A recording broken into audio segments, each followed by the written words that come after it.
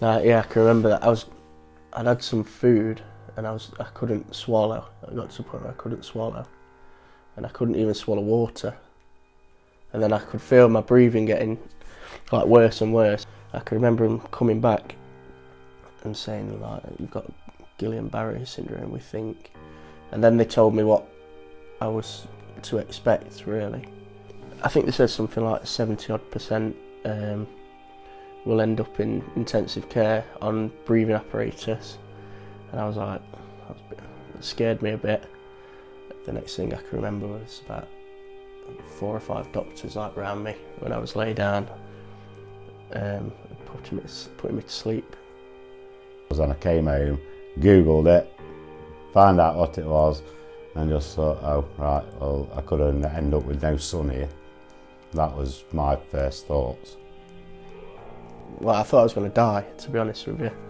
I can remember shouting to you, don't let them let me die. Yeah, it was scary. I was very scared. He was lifeless, basically. He was just lay there with a breathing apparatus in his neck. So yeah, lifeless. That was really quite emotional when I first seen that. As it like travels up your body, you lose everything really. So there would have been a point where I couldn't move at all, other than maybe move my neck. I think my neck was all right the whole time, wasn't it? And miming to my mum and dad and my mates.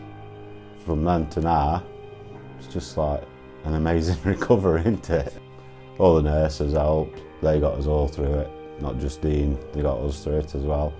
And then obviously the physio, they built him back up again till he was ready to come home.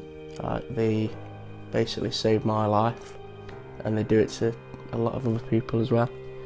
So it's just wanting to give something back, really. We always said that I would if I was in the position to, whilst I was in care. We've been thinking for a while how we can raise money, just as a thank you really for what they did for Dean, looking after him. Obviously they do everything else outside of that, but a little pocket of what they did.